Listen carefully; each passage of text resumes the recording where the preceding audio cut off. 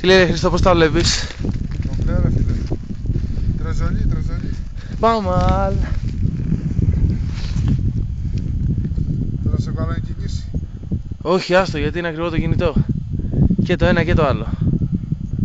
Άστα μην πέσουνε. Να σε έβαζε κινήσει.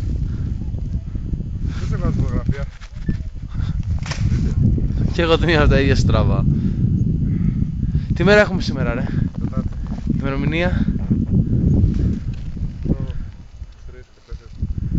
3 και 20 φίλε μου. 4. Τι θα έλεγε.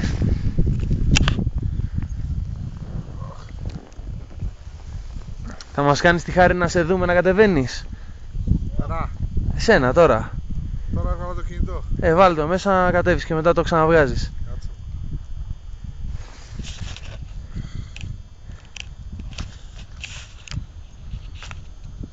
Πήγαμε.